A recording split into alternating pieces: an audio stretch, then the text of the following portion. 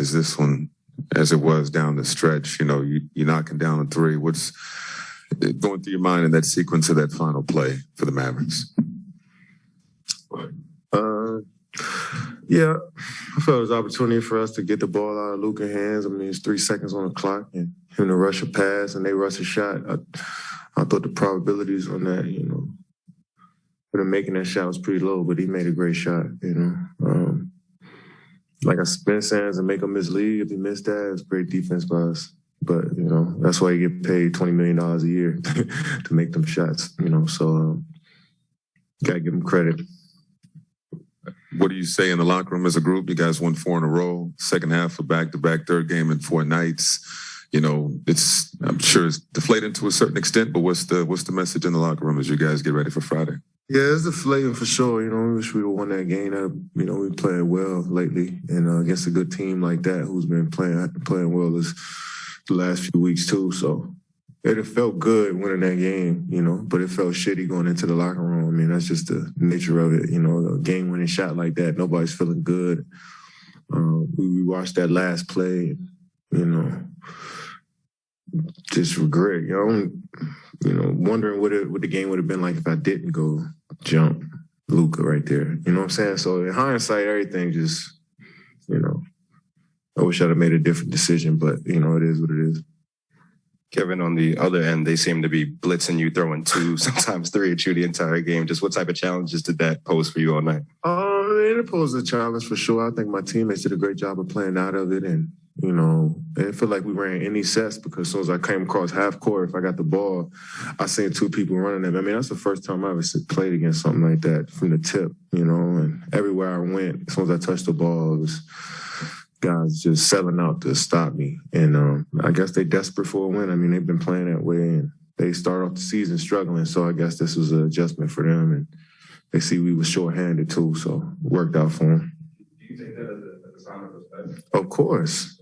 Yes. That shows me that the level of respect is high, you know, for them to forget about their schemes as a team, forget about what they've been working on most of the year, for them to do that, you know. I asked Jason Kidd, I say, well, shit, you paid Dorian Finney-Smith all that money. I mean, is he a defender or you going to rely on this for this next 4 years with him? But it's a smart strategy. I mean, got to tip their hat to them. They executed it.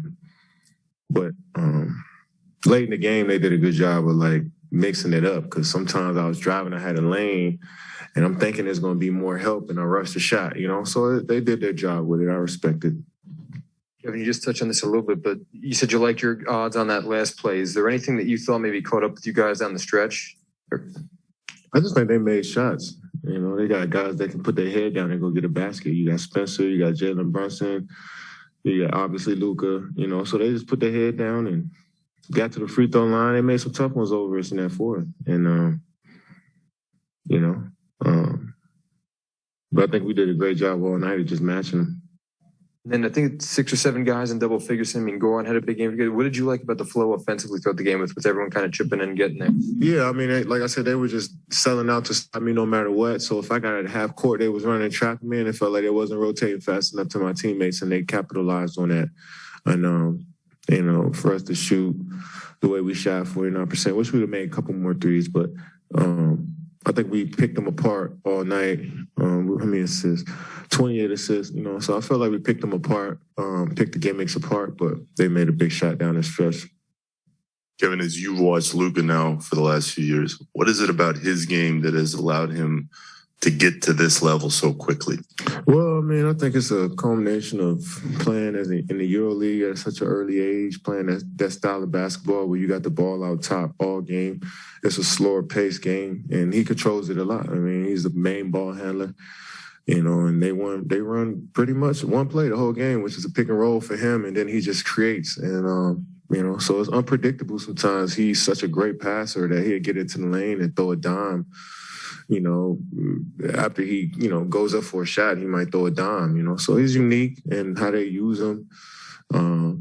You know, they feature him every possession. So, and then they got other guys when he's not playing, like Spencer, who plays similar to him, and Jalen Brunson that plays similar to him. So they built that program for him the second he got there, and they made sure he was able to be the best version of himself every day. So sky's the limit. He's going to continue to do this for the next decade or plus.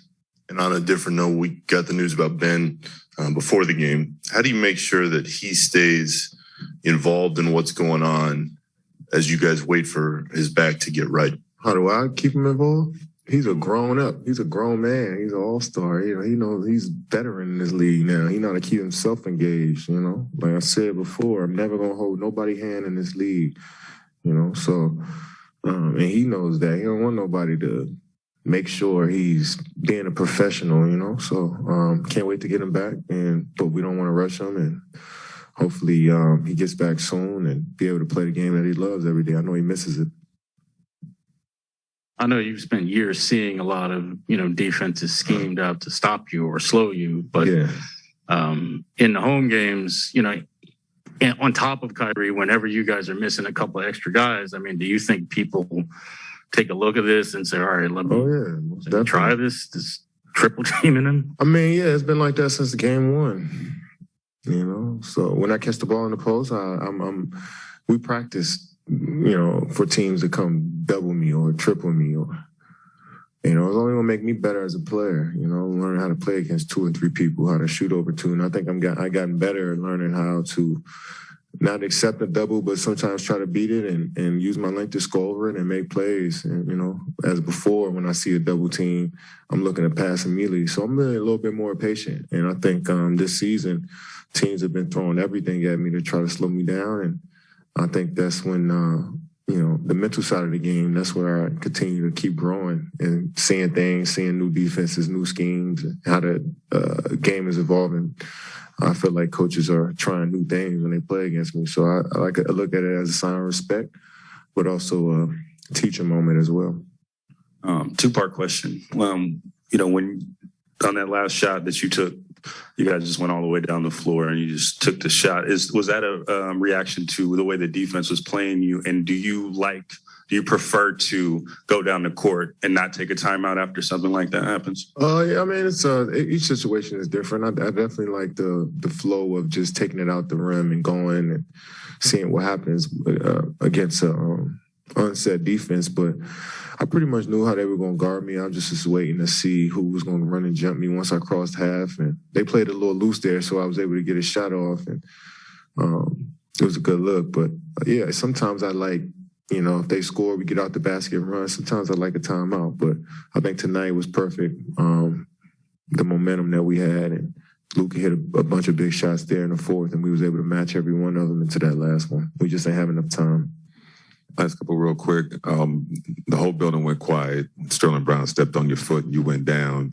What pain were you feeling? I stubbed my toenail. I'm sure y'all done had a stubbed toenail. That shit stings. And every time I stub my toenail, I remember exactly where I was. Every time I done did it. So yeah, that was one of those ones that just stung for a couple minutes. But Claybert just I was running fast as shit, and he just stopped right in front of me, and my toenail just hit the tip of my shoe. So yeah, but I'm straight. I was asked this question earlier, but you're out there. You're better to answer this question as a student of the game. Where is the talent? You see the talent level in the NBA right now. We're seeing 60 on back-to-back nights. Guys getting 50. You got a couple this season. You face Luka tonight. Where do you see this talent level and where the game is right now across the league? It's in a great place. I'm talking to people every day about the game, having conversations about our game. And a lot of people wish they can go back into the 90s, early 2000s, I guess, because it was a little bit more physical, more fights, less technicals, not a lot of ejections. And that's cool. It's fun if you like that shit. But when you watch us now, you're seeing big fellas. Look at Joel Embiid, what he can do. Like you said, Towns, what he can do. Look at our guards in our league. We got 6-7 point guard we just played against. You know what I mean? We got one on our team as well. So the talent and the skill level, it just evolved from what we've seen in the past.